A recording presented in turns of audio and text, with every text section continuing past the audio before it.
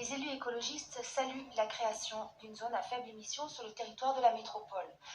Son lancement doit s'accompagner, nous venons de le voir, d'un effort important de pédagogie et de communication, afin que tout le monde puisse anticiper effectivement sa mise en œuvre. Quand je dis tout le monde, je parle autant des particuliers que des professionnels, mais aussi je parle des concessionnaires automobiles avec qui nous devons travailler main dans la main, car oui, chacun doit aujourd'hui entendre que le diesel, c'est bientôt fini. Mais l'enjeu ne se situe pas fondamentalement dans le changement de motorisation, car il peut impliquer de pénaliser ceux et celles qui n'ont pas les moyens de s'acheter un véhicule moins polluant. L'enjeu, c'est bien de réduire la part de la voiture en offrant de nombreuses solutions alternatives.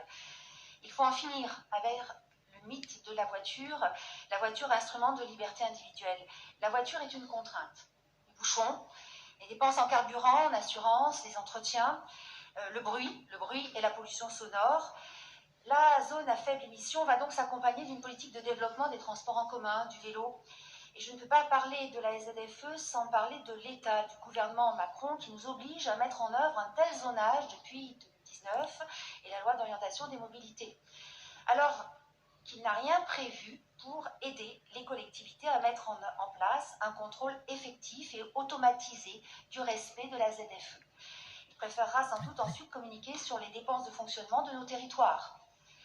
Les territoires prennent une large part à l'amélioration de la qualité de l'air. La ZFE fait donc partie de ces actions. Mais en même temps, le gouvernement ne fait rien pour réduire le trafic de poids lourds sur les autoroutes. Je sais, Monsieur le Président, que vous avez interpellé le gouvernement en ce sens. L'ATMO l'a récemment indiqué, la circulation des poids lourds contribue fortement à la pollution de l'air. Où est le grand plan pour le fret ferroviaire? Où est la contribution climat au niveau national qu'il faudrait exiger des poids lourds qui traversent notre pays?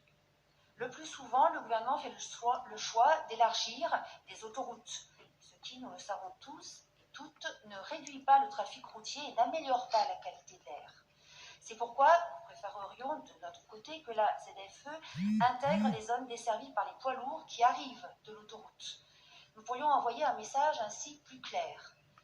Notre métropole prend donc en partie sa responsabilité pour améliorer la qualité de l'air.